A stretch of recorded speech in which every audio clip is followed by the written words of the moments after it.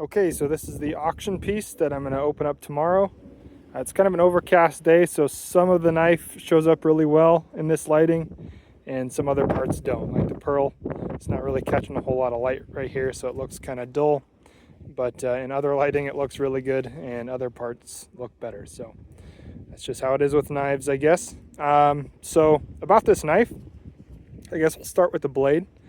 This is a hand-rubbed Super Gold 2 blade, and Super Gold 2, if you're not familiar, it's from Takafu in Japan. It's my favorite steel manufacturer. I think they just do a really good job with their steels, and Super Gold 2 is especially nice. I heard about it from Ken Onion back at one of my first blade shows, and back then, at least, I don't know about now, but he mentioned it was one of his favorite steels, and he made all of his personal knives out of it, and that was a good enough endorsement for me to want to get some. And so I bought a bunch back in like 2013 and haven't been able to get it up until last year again. And even now it's hard to get. So it's a really cool blade steel, holds a heck of an edge. It's really hard to hand rub, so these results were really hard to get, and I'm really happy with them. It takes a nice finish, as you can see, as difficult as it is. And it's super tough. It's got good corrosion resistance, and overall it's a really cool steel. And the fact that it's kind of exotic, you know, being hard to get from a really great Japanese steel manufacturer, I think that's a bonus for me, at least. Going on to the handle, with the scales here, we've got an ivory paper micarta for the main component, and then it's inlaid with a vintage bakelite, and this is the hardest part of this knife to capture. In every photo it looks a bit different, but it's got this beautiful deep red and black mottled pattern, and like I said, it's really hard to see on camera, but man, is it beautiful. It's actually my favorite part of this knife, to be honest. It's just a really cool material. Works great with everything else I've got going on here. Nice contrast with the pearl and the ivory, and yeah, it's just a really nice material. And then obviously inside of the bakelite, we have the little pockets of pearl. And what else is there to say? Pearl is really pretty. I tried to pick out some really nice figured pieces for all the inlays. And there's 15 pieces on either side, which I did purposely to cap off my 15 years of knife making. That ended in December. I finished up 15 years, so I'm on to 16. So this is a little late to be running the auction, but this is kind of a celebratory knife for me. And then of course we have the carved pocket clip and anodized liners to match.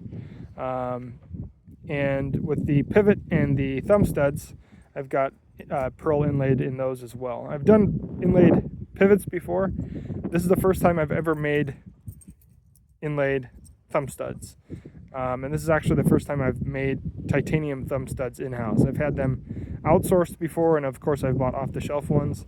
These are the first titanium thumb studs I've made in-house, and the fact that they have pearl inlays I think is really cool and really fits this knife well. What am I missing here? I did upgrade some finishes here, so obviously we have the hand-rubbed blade.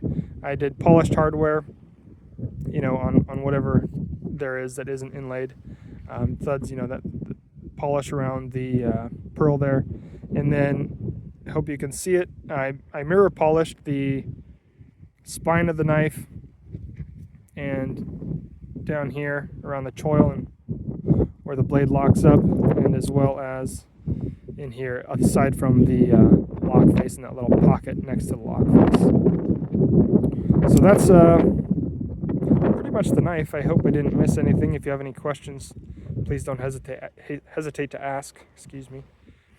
I'm really happy with this. Like I said, this was something to try to push my limits for my 15 years of knife making, and it did. It really pushed me. I actually scrapped a set of scales. I had all the inlays in, and I cracked a bunch of them. And so after like 3 days of work trying to get these scales made the first time, when I went and sanded them down and got everything flush, I found a bunch of cracks. So that almost no good. But the efforts paid off. I'm really happy with this knife. It's super cool. It feels great. If you're familiar with the Archon, the ergonomics on the Archon are some of the best of any of my designs. I really, prioritize ergonomics, and this knife is just, it feels great.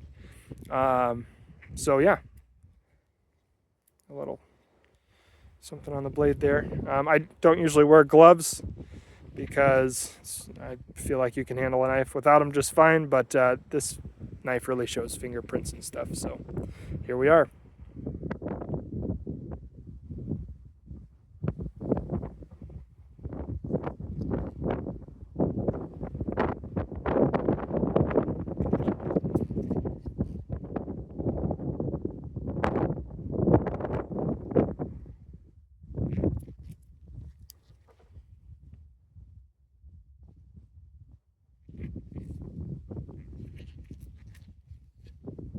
Thanks for watching, guys. Hope you enjoyed the knife.